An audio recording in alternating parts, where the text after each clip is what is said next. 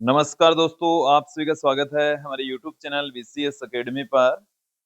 और आज के इस वीडियो में हम कक्षा 10 विज्ञान विषय से संबंधित वीडियो लेकर आए हैं, जिसमें हम बोर्ड परीक्षा 2025 को ध्यान में रखते हुए महत्वपूर्ण प्रश्नोत्तर की सीरीज में चौथा वीडियो लेकर आए हैं, जिसमें चौथे चैप्टर कार्बन एवं उसके यौगिक से रिलेटेड इंपोर्टेंट क्वेश्चन आंसर देखने वाले हैं, समझने वाले हैं। राजस्थान बोर्ड के द्वारा जारी ब्लूप्रिंट के अकॉर्डिंग इस चैप्टर का अंक विभाजन देख लेते हैं। इस चैप्टर में से दो वस्तुनिष्ठ प्रश्न पूछे जाएंगे जो कि 2 अंक के होंगे। साथ में एक अति लघुत्रात्मक प्रश्न पूछा जाएगा जो कि 1 अंक का होगा। एक निबंधात्मक प्रश्न भी पूछा जाएगा जो कि 4 अंक का होगा। इस क्वेश्चन के साथ में आपको अथवा में भी क्वेश्चन मिलेगा। यहाँ पर दोनों में से एक क्वेश्चन करने की आपकी चॉइस रहेगी। इस चैप्टर से कुल मिलाकर 4 क्वेश्चन पूछे जाएंगे जो कि 7 अंकों के होंगे। विद्यार्थियों, यदि आप हमारे YouTube चैनल पर नए हैं तो चैनल को सब्सक्राइब कर लीजिए, साथ में बेल आइकन भी दबा दीजिए ताकि आपको आगे की वीडियोस के नोटिफिकेशन मिलते रहे। सबसे पहले हम वस्तुनिष्ठ प्रश्न ले लेते हैं। कुछ वस्तुनिष्ठ प्रश्न यहाँ पर हम देखेंगे। हमारा जो पहला क्वेश्चन है, एथेन का आणविक सूत्र C2H6 है। इसमें इसमें कितने आबंध हैं, ये हमें यहाँ पर पूछा गया है। एथेन का सूत्र हमें दे रखा है C2H6। देखिए, इसका संरचना सूत्र यहाँ पर आप देखेंगे, 2 कार्बन परमाणु होते हैं, साथ में यहाँ पर 6 हाइड्रोजन परमाणु हैं जो कि इस तरीके से मौजूद होंगे। क्लियर? यहाँ पर आप बंधों की संख्या देखें। देखिए, एक बंध हमें यहाँ पर जो भी बंध होंगे वो सहसंयोजक बंध होंगे। तो देखिए 1, 2, 3, 4, 5, 6 और 7। तो यहाँ पर 7 सहसंयोजक बंध हैं, तो ऑप्शन बी सही हो जाएगा। अगले क्वेश्चन की ओर बढ़ते हैं। अगला क्वेश्चन है, कीटोन में उपस्थित प्रकार्यात्मक समूह है। कि कीटोन में जो प्रकार्यात्मक समूह है उसकी पहचान कैसे करेंगे? तो देखिए विद्यार्थियों, कार्बन से डबल बॉन्ड के साथ में यदि ऑक्सीजन जुड़ा हो और जो कार्बन के शेष 2 बंध हैं उनसे एल्किल समूह यदि जुड़ा होता है तो उस समूह को हम कीटोन कहते हैं, जो कि ऑप्शन बी में हमें यहाँ पर दे रखा है। तो ऑप्शन बी यहाँ पर सही हो जाएगा। बाकी के जो समूह हमें यहाँ पर दे रखे हैं वो किन के लिए हैं? तो देखिए OH, ये एल्कोहल को बताता है। ROH है, ये एल्कोहल को रिप्रेजेंट करता है। CHO, ये एल्डिहाइड को बताता है, एल्डिहाइड को बताता है। जबकि COOH है, ये कार्बोक्सिलिक अम्ल को रिप्रेजेंट करता है, कार्बोक्सिलिक अम्ल को रिप्रेजेंट करता है। देखिए, मैंने एक टेबल के जरिए भी थोड़ा समझाया है। प्रकार्यात्मक समूह के अंदर यदि हेलोजन है तो उसमें Cl, Br, आयोडीन ये सब कुछ जुड़ा होगा। और इनका जो IUPAC नाम है उसमें हम क्लोरो ब्रोमो ये पूर्व लगन के रूप में यूज में लेंगे। एल्कोहल के अंदर OH मिलने वाला है जिसका IUPAC नाम है एल्किनॉल। एल्डिहाइड में COH या आप कह सकते हैं CHO, एल्केनेल इसका IUPAC नाम होगा। कीटोन में C से एक डबल बॉन्ड के साथ में ऑक्सीजन और दोनों तरफ R जुड़े होंगे। क्लियर? इसका IUPAC पद्धति में नाम होता है एल्केनॉन। और कार्बोक्सिलिक अम्ल के अंदर यहाँ से इस तरीके से COOH, एल्केनिक अम्ल इसका IUPAC पद्धति में नाम होता है। हाइड्रोकार्बन की बात करें तो संतृप्त हाइड्रोकार्बन है हमारे पास में सी, सिंगल बॉन्ड सी, मतलब जितने भी सिंगल बॉन्ड से जुड़े हैं तो उनको हम कहते हैं एल्केन। डबल बॉन्ड है तो उनको हम एल्किन, और ट्रिपल बॉन्ड यदि है तो उसमें उनको एल्काइन कहा जाएगा। अगले क्वेश्चन की ओर बढ़ते हैं। एल्किनों का सामान्य सूत्र है। तो देखिए एल्किनों का सामान्य सूत्र होता है CnH2n। ऑप्शन ए यहाँ पर सही हो जाएगा। देखिए इसके साथ में मैं यहाँ पर बात करता हूं एल्केन का सामान्य सूत्र। एल्केन का सामान्य सूत्र, एल्केन का जो सामान्य सूत्र है वो CnH2n+2 होता है। क्लियर। बात करते हैं एल्कीन। एल्कीन का सामान्य सूत्र जो कि हमें इस क्वेश्चन के अंदर भी पूछा गया था। इसमें हाइड्रोजन परमाणुओं की संख्या कार्बन परमाणुओं की संख्या की ठीक दुगुनी होती है। एल्काइन, एल्काइन का जो सामान्य सूत्र है वो होगा CnH2n-2। क्लियर। अगले क्वेश्चन की ओर बढ़ते हैं। साबुन बनाने की क्रिया में सह उत्पाद है, तो सह उत्पाद है ग्लिसरॉल। ऑप्शन बी यहाँ पर सही हो जाएगा। अगले क्वेश्चन की ओर बढ़ते हैं। ब्यूटेनॉन चतुर कार्बन यौगिक है जिसका प्रकार्यात्मक समूह है। देखिए नाम से स्पष्ट है ब्यूटेनॉन। ब्यूटेनॉन ये एक एल्केनॉन का ही पार्ट है, और एल्केनॉन कीटोन का आईयूपीएसी पद्धति में नाम होता है। तो ये जो ब्यूटेनॉन है ये कीटोन है, इसका जो प्रकार्यात्मक समूह है वो है कीटोन। तो ऑप्शन सी यहाँ पर सही हो जाएगा। क्लियर। नेक्स्ट क्वेश्चन की ओर बढ़ते हैं कि बायोगैस एवं संपीड़ित प्राकृतिक गैस का मुख्य घटक है, तो मीथेन से ही बायोगैस और संपीड़ित प्राकृतिक गैस हम निर्मित कर सकते हैं। तो ऑप्शन बी यहाँ पर सही हो जाएगा। अगले क्वेश्चन की ओर बढ़ते हैं। खाना बनाते समय यदि बर्तन की तली बाहर से काली हो रही है तो इसका क्या अर्थ है? खाना पूरी तरह से नहीं पका है, ईंधन आर्द्र है, ईंधन पूरी तरह नहीं जल रहा है, ईंधन पूरी तरह से जल रहा है। विद्यार्थी इसका अर्थ है ईंधन पूरी तरह नहीं जल रहा है। ऑप्शन सी यहाँ पर सही होने वाला है। अगले क्वेश्चन की ओर बढ़ते हैं कि कार्बन परमाणु में पाए जाने वाली मुख्य विशेषताएं हैं, उसे पृथ्वी पर एक सर्वतोमुखी तत्व बनाती है। तो देखिए कार्बन की दो प्रमुख विशेषताएं हैं। ये चतुसंयोजकता, इसकी संयोजकता 4 होती है, साथ में इसमें संकलन का गुण होता है, ये लंबी श्रृंखलाओं का निर्माण कर लेता है। तो ए और ब दोनों होंगे, मतलब ए और बी दोनों होंगे। ऑप्शन सी यहाँ पर सही हो जाएगा। अगले क्वेश्चन की ओर बढ़ते हैं। CH3COOH acetic acid, CH3CH2OH ethyl alcohol, या हम कह सकते हैं एथेनॉल, ये अम्ल की उपस्थिति में क्रिया करती है तो एक का निर्माण करती है, साथ में जल यहाँ पर बनता है। हमारे क्वेश्चन में ये पूछा गया कि उपरोक्त अभिक्रिया में यौगिक ए है, यौगिक ए क्या है? तो देखिए विद्यार्थी यहां से एच बाहर निकलता है, यहां से एच बाहर निकलेगा। आप ये समझ लीजिए कि एक तो एच और एक ओ एच यहाँ से बाहर निकलकर H2O का निर्माण कर लेगा। बाकी क्या CH3COO CH2CH3 यहाँ पर जुड़कर ऑप्शन डी की भांति उत्पाद का निर्माण करेंगे, तो ए डी के रूप में होगा। क्लियर। अगले क्वेश्चन की ओर बढ़ते हैं। प्रोपेनेल में उपस्थित क्रियात्मक समूह है, प्रोपेनॉल में क्या उपस्थित होता है? तो प्रोपेनेल एल्डिहाइड है। तो प्रोपेनेल क्या है? एल्डिहाइड। तो ऑप्शन बी यहाँ पर सही हो जाएगा। देखिए एल्डिहाइड के बारे में थोड़ी सी जानकारी ले लीजिए।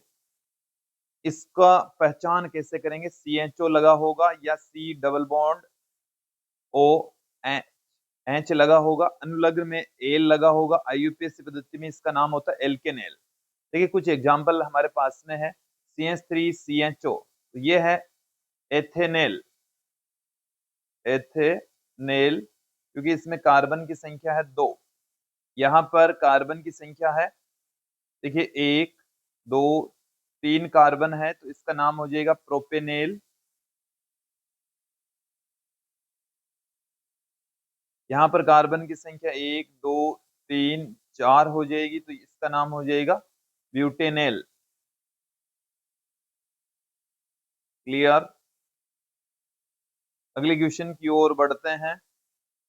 एल्काइन का सामान्य सूत्र है, एल्काइन का सामान्य सूत्र अभी थोड़ी देर पहले ही हमने चर्चा की थी, CnH2n-2, ऑप्शन सी सही हो जाएगा। यहाँ पर आप ध्यान देंगे एल्काइन का जो सूत्र है वो हमारे पास में है CnH2n-2। अब कुछ जो एल्काइन है उनका यहाँ पर नाम भी देख लेते हैं कि देखिए n=1 वो एल्काइन में पॉसिबल नहीं है, क्योंकि इसमें कम से कम एक ट्रिपल बॉन्ड होगा, तो ये यहाँ पर पॉसिबल नहीं है। n बराबर यदि आप 2 ले लेते हैं तो C2H2, C2H2 दुगुने में से 2 कम कर दीजिए। क्लियर। तो इसका जो नाम है वो हो जाएगा एथाइन, एथाइन। फिर n=3, इसका नाम हो जाएगा प्रोपाइन।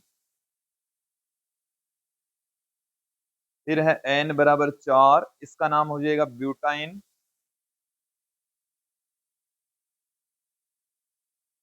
n=5, इसका नाम हो जाएगा पेंटाइन।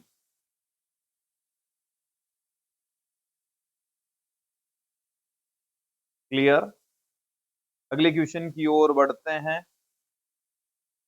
वनस्पति तेलों के हाइड्रोजनीकरण निम्न उत्प्रेरक का उपयोग करके संतृप्त यौगिक प्राप्त करते हैं। देखिए विद्यार्थियों, हमारे पास में एक अभिक्रिया है और उस अभिक्रिया में क्या होता है, जो वनस्पति तेल होते हैं वो हाइड्रोजन से क्रिया करके, मतलब हाइड्रोजनीकरण होने के पश्चात वनस्पति घी में कन्वर्ट हो जाते हैं। ये यहाँ पर होते हैं असंतृप्त, असंतृप्त यौगिक होता है, क्योंकि यहाँ पर होगा एक डबल बॉन्ड, असंतृप्त यौगिक डबल बॉन्ड होगा यहाँ पर, और ये जो डबल बॉन्ड है वो यहाँ से टूटेगा और वहां पर आ जाएगा हाइड्रोजन, तो ये बन जाएगा संतृप्त यौगिक, संतृप्त यौगिक का निर्माण करता है, जो कि वनस्पति घी होते हैं। तो वनस्पति तेल से वनस्पति घी बनाने के लिए निकल उत्प्रेरक की उपस्थिति में हाइड्रोजनीकरण करवाना होगा, ऑप्शन ए यहाँ सही हो जाएगा। अगले क्वेश्चन की ओर बढ़ते हैं। कठोर जल में उपस्थित होते हैं, तो कठोर जल के अंदर 2 आयन उपस्थित होते हैं, कैल्शियम तथा मैग्नीशियम आयन। तो यहाँ पर हमें कैल्शियम आयन ऑप्शन में नहीं दे रखा, तत्पश्चात ऑप्शन डी यहाँ पर सही हो जाएगा। अगले प्रश्न की ओर बढ़ते हैं। एथीन के जल योजन से बना यौगिक है, एथीन के जल योग, देखिए एथीन, एथीन हमारे पास में है C2H4, और इसमें यदि जल ऐड हो जाता है तो देखिए क्या आ जाएगा हमारे पास में, CH3 या C2H5OH। तो ऑप्शन देखिए, आप यहाँ पर ऐसे भी देख सकते हैं कि ये पॉसिबल नहीं है, क्योंकि इसमें O मौजूद नहीं है, इसमें भी O नहीं है, इसमें हाइड्रोजन की संख्या 4 ही है। तत्पश्चात ऑप्शन बी यहाँ पर सही हो जाएगा, C2H5OH। क्लियर। ऑप्शन बी यहाँ पर सही होने वाला है। अगले क्वेश्चन की ओर बढ़ते हैं। एसीटोन, एसीटोन का सूत्र है CH3CO, CH3 का IUPAC पद्धति में नाम क्या है। तो देखिए इसका IUPAC पद्धति में नाम है, इसको समझने हेतु मैं थोड़ा सा आपको कीटोन के बारे में जानकारी दे दूं कि कीटोन में क्या होता है। कि C से डबल बॉन्ड के साथ में O जुड़ा होता है और दो बंधों के साथ में यहाँ पर एल्किल समूह जुड़ा होगा, R और R यहाँ पर एड होगा। तो यदि दोनों ही R CH3 है तो वो बन जाता है एसीटोन। और कीटोन का जो IUPAC पद्धति में नाम है वो हमारे पास में होता है, देखिए कीटोन का IUPAC पद्धति में नाम होता है एल्केनॉन।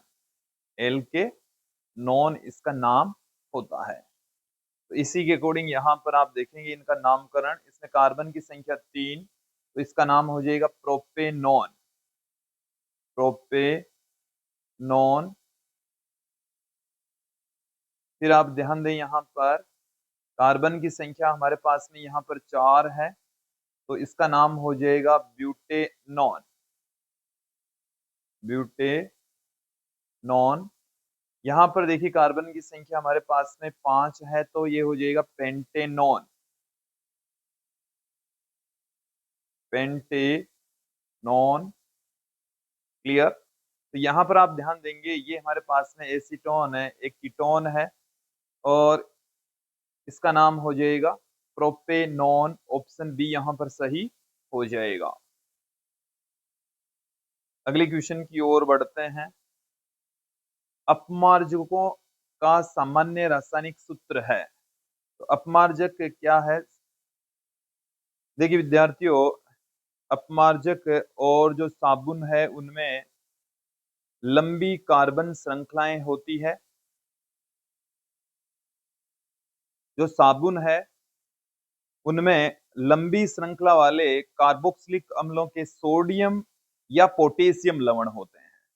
या तो सोडियम या पोटेशियम लवण है तो वो तो है साबुन। जबकि अपमार्जक में क्या है? लंबी श्रृंखला वाले कार्बोक्सिलिक अम्ल के अमोनियम या सल्फोनेट लवण होते हैं। तो यहाँ पर ये सल्फोनेट लवण है, ऑप्शन सी में हमें यहाँ पर दे रखा है, तो ऑप्शन सी यहाँ पर सही हो जाएगा। क्लियर। देखिए यहाँ पर मैंने अपमार्जकों के उपयोग में शैम्पू निर्माण में, कपड़े धोने के साबुन में इनका उपयोग होता है, तो ऑप्शन सी यहाँ पर सही होने वाला है। अगले क्वेश्चन की ओर बढ़ते हैं।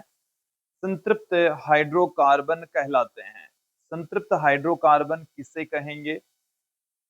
विद्यार्थियों इसकी डेफिनेशन है कि वे हाइड्रोकार्बन जिनमें कार्बन परमाणु एकल आबंधों से जुड़ा होता है संतृप्त हाइड्रोकार्बन कहलाते हैं, और संतृप्त हाइड्रोकार्बन एल्केन होते हैं। क्लियर। अगले क्वेश्चन की ओर बढ़ते हैं। अचार में परिरक्षक के रूप में प्रयुक्त होता है। एसिटिक एसिड का प्रयोग किया जाता है, ऑप्शन बी यहाँ पर सही हो जाएगा। अगले क्वेश्चन की ओर बढ़ते हैं। एसिटिक अम्ल के कितने प्रतिशत विलयन को सिरका कहा जाता है? तो 3 से 4% वाले विलयन को सिरका कहा जाता है। नेक्स्ट क्वेश्चन की ओर बढ़ते हैं। दो परमाणुओं के बीच इलेक्ट्रॉन के एक युग्म की साझेदारी के द्वारा बनने वाला जो आबंध है उसको हम आयनिक बंध कहते हैं। ये दो परमाणु है, उनके बीच में इलेक्ट्रॉन है, एक एक इलेक्ट्रॉनों का साझा करके एक बंध का निर्माण करेगा जिसको हम आयनिक बंध कहते हैं। ऑप्शन बी यहाँ पर सही हो जाएगा। अब यहाँ पर हम कुछ अति लघुत्रात्मक प्रश्न देख लेते हैं। हमारा जो पहला क्वेश्चन है वो है समजातीय श्रेणी किसे कहते हैं? तो देखिए क्या होगा कि यौगिकों की ऐसी श्रृंखला जिसमें कार्बन श्रृंखला में स्थित हाइड्रोजन को एक ही प्रकार के प्रकार्यात्मक समूह प्रतिस्थापित करता है, तो उनको हम समजातीय श्रेणी कहेंगे। क्लियर। अगले क्वेश्चन की ओर बढ़ते हैं। श्रृंखलन से आप क्या समझते हैं? तो देखिए कार्बन का एक गुण होता है श्रृंखलन, मतलब ये कार्बन और कार्बन आपस में बंध बनाकर एक लंबी श्रृंखला का निर्माण करते हैं, तो इसको हम कहते हैं श्रृंखलन। तो कार्बन की जो 4 संयोजकता है उसके कारण से ये लंबी श्रृंखलाओं का निर्माण करता है। ये कार्बन कार्बन के बीच में एकल बंध या द्विबंध या त्रिबंध बना सकता है। यहाँ पर आप देखेंगे श्रृंखलन क्या है? कार्बन कार्बन परमाणुओं के बीच संयोजी आबंध बनाकर लंबी श्रृंखला या साखित श्रृंखला या वलय संरचना वाले यौगिकों का निर्माण करता है। कार्बन के परमाणु एक दूसरे से एकल, द्वि या त्रि आबंध द्वारा जुड़े हो सकते हैं। क्योंकि इसकी जो संयोजकता है वो 4 होती है, इसलिए ये लंबी श्रृंखलाओं का निर्माण करने में सक्षम होता है। अगले क्वेश्चन की ओर बढ़ते हैं। एल्कोहल के अधिक मात्रा में सेवन से होने वाली 2 हानियां बताइए। तो देखिए विद्यार्थियों, जो सजीव प्राणी है उनमें अधिक एल्कोहल का क्या प्रभाव पड़ता है? तो उनकी जो उपापचयी क्रियाएं हैं धीमी हो जाती है, तंत्रिका तंत्र कमजोर हो जाता है, उनिंदापन रहता है, समन्वय की कमी हो जाती है, मानसिक दुविधा उत्पन्न होती है, भाव शून्यता आ जाती है, सोचने समझने की क्षमता भी प्रभावित होती है। एक और महत्वपूर्ण बात कि मेथेनॉल की थोड़ी सी मात्रा लेने पर व्यक्ति की मृत्यु हो जाती है, क्योंकि मेथेनॉल जहरीली होती है। क्लियर? अगले प्रश्न की ओर बढ़ते हैं। मेथेन का इलेक्ट्रॉन बिंदु संरचना बनाइए। इलेक्ट्रॉन बिंदु संरचना के लिए सबसे पहले हम देख लेते हैं मेथेन का सूत्र CH4। देखिए इसमें कार्बन परमाणु है वो अन्य हाइड्रोजन परमाणुओं के साथ में एकल बंधों से जुड़ा रहता है। क्लियर? इसकी जो संरचना है वो चतुष्फलकीय होती है। अब इनकी इलेक्ट्रॉन बिंदु संरचना के लिए हम सबसे पहले इनका देख लेते हैं इलेक्ट्रॉनिक विन्यास। तो कार्बन का जो इलेक्ट्रॉनिक विन्यास है वो हम ये जानते हैं क्या होता है, 1s2 2s2 2p2। क्लियर? और हाइड्रोजन का इलेक्ट्रॉनिक विन्यास, हाइड्रोजन का इलेक्ट्रॉनिक विन्यास होता है 1s1। यहां पर इनका अष्टक पूर्ण करने के लिए इसके पास में 4 इलेक्ट्रॉनों की इसको और आवश्यकता है, या हम ये भी कह सकते हैं ये 4 इलेक्ट्रॉन है को साझा करके अपना अष्टक पूर्ण कर लेगा। हाइड्रोजन को चाहिए 1 इलेक्ट्रॉन। तो यहाँ पर आप ध्यान देंगे ये हमारे पास में है कार्बन परमाणु, ये एक हाइड्रोजन परमाणु है, ये दूसरा हाइड्रोजन परमाणु है, ये तीसरा हाइड्रोजन परमाणु है और ये चौथा हाइड्रोजन परमाणु है। अब यहाँ पर कार्बन की बाह्य कक्षा के अंदर 4 इलेक्ट्रॉन है, उन चारों इलेक्ट्रॉनों को मैं यहाँ पर दिखा देता हूँ। ये हमारा पहला इलेक्ट्रॉन, ये दूसरा इलेक्ट्रॉन, ये तीसरा और ये चौथा इलेक्ट्रॉन है। अब यहाँ पर आप ध्यान देंगे हाइड्रोजन के पास में 1 इलेक्ट्रॉन है, तो ये दूसरे वाले हाइड्रोजन के पास में भी 1 इलेक्ट्रॉन है, इसके पास में भी 1 इलेक्ट्रॉन है, इसके पास में भी 1 इलेक्ट्रॉन है। तो ये एक एक इलेक्ट्रॉनों का साझा करके सह संयोजक बंधों का निर्माण करता है। चलिए यहाँ पर आप ध्यान देंगे, देखिए इनके मध्य यहाँ पर एक सह संयोजक बंध का निर्माण हो जाता है, इनके मध्य भी एक सह संयोजक बंध का निर्माण हो जाता है, इनके बीच में भी एक सह संयोजक बंध का निर्माण हो जाता है और यहाँ पर भी एक सह संयोजक बंध का निर्माण हो जाता है। अब यहाँ पर मैं बात करूंगा हाइड्रोजन परमाणु की जो संयोजकता है, जो अष्टक है वो पूर्ण हो जाता है।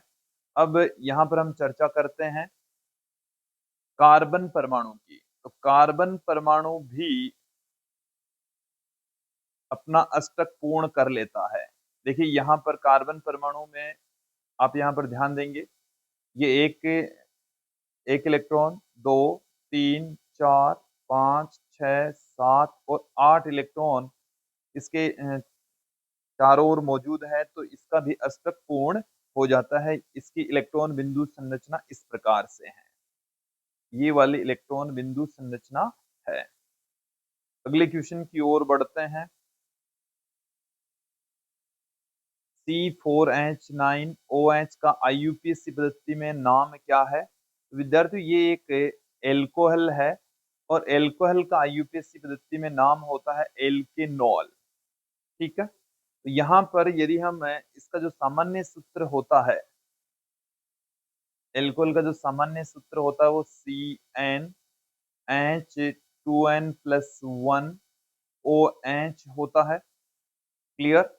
ये जो R है वो एक एल्किल समूह है। यहाँ पर यदि कार्बन की संख्या 1 है तो CH3OH का निर्माण होगा, जिसे हम मेथेनॉल कहते हैं। इसका यूपीएससी पद्धति में नाम क्या होगा? मेथेनॉल। फिर हम बात करते हैं, यदि N बराबर 2 हो तो C2H5OH बनेगा। इसे हम एथिल एल्कोहल या एथेनॉल कहेंगे। यूपीएससी पद्धति में इसका नाम क्या हो जाएगा? एथेनॉल। N बराबर 3 है तो C3H7OH, इसका नाम हो जाएगा प्रोपेनॉल। प्रोपेनॉल। फिर हो जाएगा ब्यूटेनॉल, और फिर हमारे पास में आ जाएगा पेंटेनॉल। तो ये कुछ एग्जाम्पल हैं एल्कोहल के। C4H9OH। तो हमारा जो एग्जाम्पल है वो ये है, हमारा जो क्वेश्चन है उसमें ये वाला ऑप्शन सही है, मतलब ये वाला आंसर होगा, ब्यूटेनॉल। क्लियर? अगले प्रश्न की ओर बढ़ते हैं।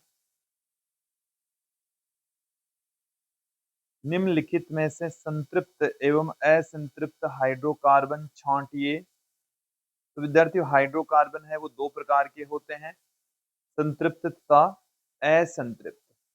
जिनमें केवल एकल बंध पाया जाता है वो तो है संतृप्त हाइड्रोकार्बन। जिनमें डबल बॉन्ड या ट्रिपल बॉन्ड पाया जाता है वो है असंतृप्त हाइड्रोकार्बन, जो कि एल्किन और एल्काइन है। संतृप्त हाइड्रोकार्बन में एल्केन है। अब यहां से हम देख लेते हैं एल्केन और एल्काइन कौन कौन से हैं। तो देखिए, जो एल्केन है, एल्केन हमारे पास में है, ये है संतृप्त हाइड्रोकार्बन। यही है संतृप्त हाइड्रोकार्बन।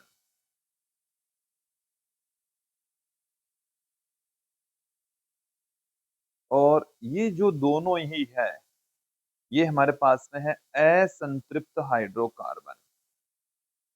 असंतृप्त हाइड्रोकार्बन। क्लियर? यहां पर इस क्वेश्चन के अंदर हमें देखिए प्रोपेन। प्रोपेन क्या है? एल्केन है, तो ये संतृप्त हाइड्रोकार्बन है। फिर उसके पश्चात है ब्यूटेन, ये भी एल्केन है, ये भी एक संतृप्त हाइड्रोकार्बन है। एथाइन, ये एल्काइन है, तो ये भी क्या है? एक संतृप्त हाइड्रोकार्बन है। प्रोपीन, ये एल्कीन है, सॉरी, एथाइन एक असंतृप्त हाइड्रोकार्बन है और प्रोपीन भी असंतृप्त हाइड्रोकार्बन है। अगले क्वेश्चन की ओर बढ़ते हैं। संकलन अभिक्रिया किससे कहते हैं? वैसे मैं आपको क्लियर कर दूं, संकलन अभिक्रिया के अंदर हाइड्रोजन का संकलन होता है, हाइड्रोजन जुड़ता है। इसमें असंतृप्त हाइड्रोकार्बन है वो संतृप्त हाइड्रोकार्बन में कन्वर्ट होता है, तो इस अभिक्रिया को हम संकलन अभिक्रिया कहते हैं। ये हम वैसे पहले देख चुके हैं, एक बार फिर से देख लीजिए कि ऐसी अभिक्रिया जिसमें असंतृप्त हाइड्रोकार्बन, असंतृप्त मतलब जिसमें डबल बॉन्ड या ट्रिपल बॉन्ड होता है, हाइड्रोजन से जुड़कर संतृप्त हाइड्रोकार्बन में बदल जाए, संकलन अभिक्रिया कहलाती है। क्लियर? देखिए विद्यार्थियों, ये हमारे पास में यहाँ पर एक है वनस्पति तेल, ये हम पहले भी देख चुके हैं। वनस्पति तेल, इसका हम हाइड्रोजनीकरण करते हैं, H2 इसमें ऐड होगा निकल उत्प्रेरक की उपस्थिति में, तो ये वनस्पति घी में कन्वर्ट हो जाएगा, जिसमें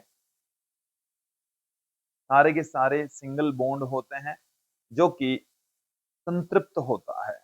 ये तो है संतृप्त यौगिक, संतृप्त यौगिक में कन्वर्ट हो जाएगा। और ये होता है असंतृप्त, असंतृप्त। क्लियर?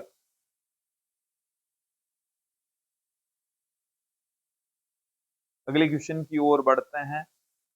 सोडियम क्लोराइड की इलेक्ट्रॉन बिंदु संरचना का निर्माण कीजिए। सोडियम क्लोराइड का जो सूत्र है वो NaCl होता है, और सोडियम का इलेक्ट्रॉनिक जो विन्यास होता है वो 1s2 2s2 2p6 3s1। Chlorine का जो इलेक्ट्रॉनिक विन्यास है वो 1s2 2s2 2p6 3s2 3p5 होता है।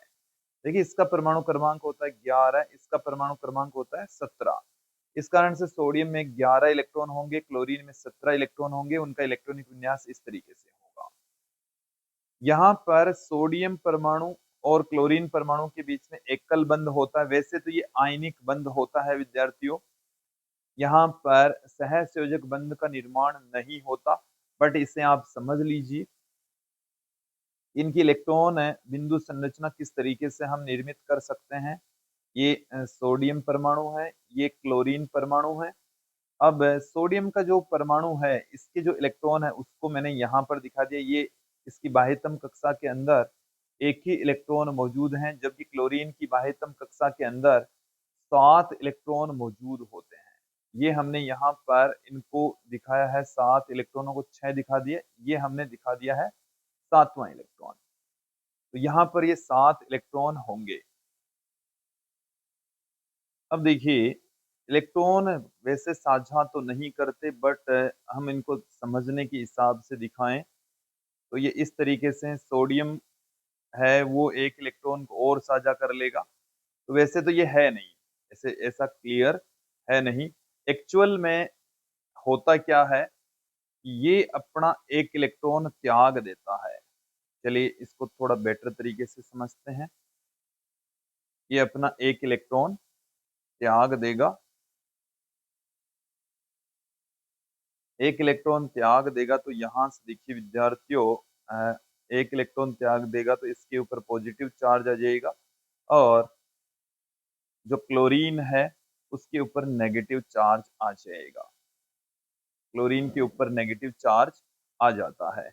तो इस वजह से इसके अंदर ये अपना एक इलेक्ट्रॉन त्याग देगा, तो इसकी बाह्यतम कक्षा के अंदर एक भी इलेक्ट्रॉन शेष नहीं रहता।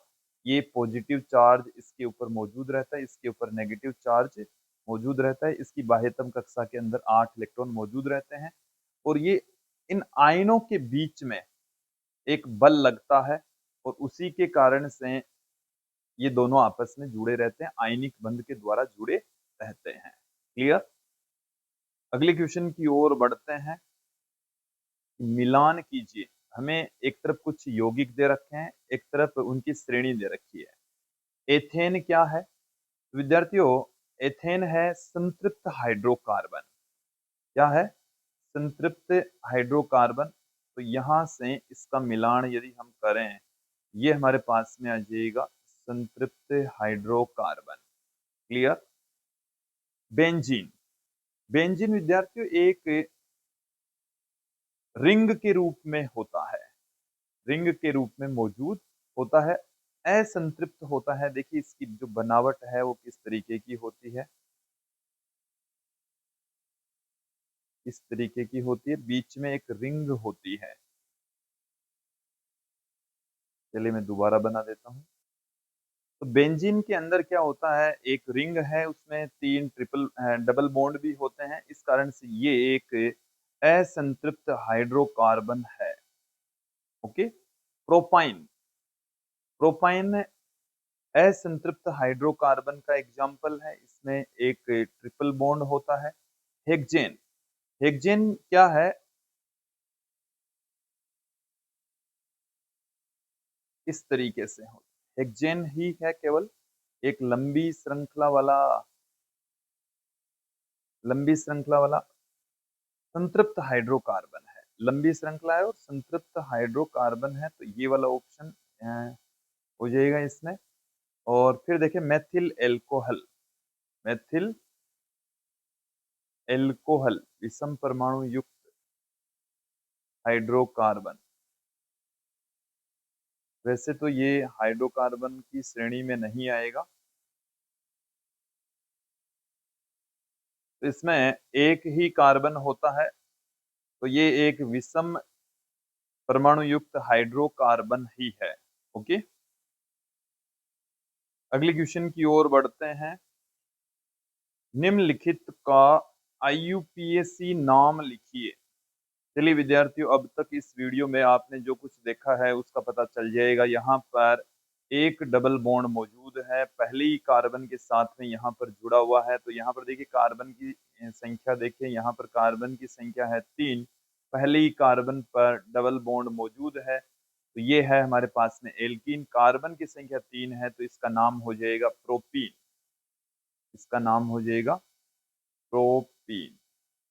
क्लियर। फिर देखें ये हमारे पास में एल्कोहल है और इसमें कार्बन की संख्या 2 है, तो ये हो जाएगा एथेनॉल। एथेनॉल।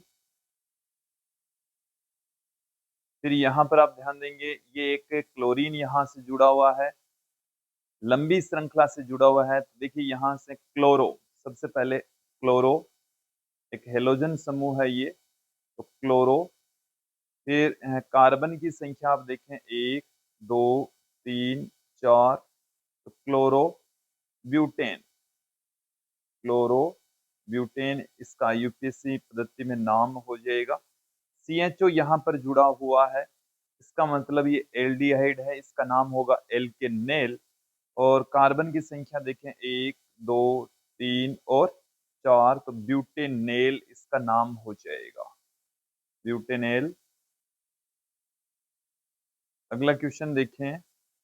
यहाँ पर कार्बन से डबल बॉन्ड के साथ में ऑक्सीजन जुड़ा हुआ है, फिर दोनों तरफ एल्किल समूह जुड़े हुए हैं, तो ये कीटोन है जिसका नाम हो जाएगा एल्केनॉन। और कार्बन की श्रृंखला देखें, यहाँ से कार्बन की संख्या 1 2 3 4, 2 ब्यूटेनॉन है ये, ब्यूटेनॉन। क्लियर। अगले क्वेश्चन की ओर बढ़ते हैं। निम्नलिखित यौगिकों की संरचना बनाइए। इनकी संरचना पहले एक बार सूत्र लिख देते हैं। इनके सूत्र क्या होंगे। एथेनोइक अम्ल, एथेनोइक अम्ल का जो सूत्र है वो होता है CH3COOH। फिर है ब्रोमोपेंटेन, CH3CH2CH2CH2, 5 कार्बन होंगे, एक यहाँ पर ब्रोमीन। ब्यूटेनॉन, ब्यूटेनॉन के अंदर क्या होगा, CH3 C double bond O, CH3 CH2 CH3। फिर है हेक्सेनेल, तो CH3 CH2 CH2 CH2, और ये 4 कार्बन हो चुके हैं, 5, और ये हमारे पास में हो गए 6। देखिए विद्यार्थी, ये तो है इनके संरचना सूत्र की फॉर्म में ही लिखा है, आप इनको और भी बेटर तरीके से लिख सकते हैं। पहला जो है एथेनोइक अम्ल, इसमें कार्बन है और उसमें 3 हाइड्रोजन इस तरीके से जुड़े होते हैं, और C डबल बॉन्ड OOH, ये पहला हो गया है। दूसरा देखें, C ऐसे हमारे पास में कार्बन जुड़े हुए हैं 5, इसके साथ में यहाँ पर एक हाइड्रोजन है, यहाँ पर एक हाइड्रोजन है, इसके साथ में भी एक हाइड्रोजन है। इस तरीके से इसका संरचना सूत्र हो जाता है।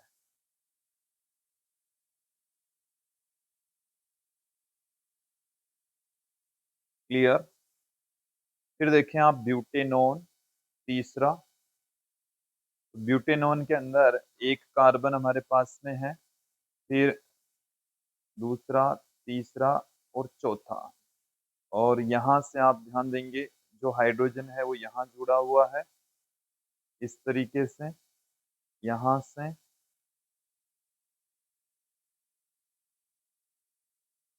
इस तरीके से जुड़े हुए हैं। चौथा हमारे पास में हेक्सेनेल, यहाँ पर 6 कार्बन है, 6 कार्बन है और वो इस तरीके से मौजूद हैं। इसमें जो हाइड्रोजन है वो इस तरीके से जोड़ देंगे। देखिए पहले ऊपर वाले सूत्र यदि आप समझें, फिर उसके पश्चात ये नीचे वाले सूत्र आप बेटर तरीके से समझ सकते हैं। क्लियर? कार्बन की संयोजकता 4 रखनी है और हाइड्रोजन की संयोजकता 1 रखनी है।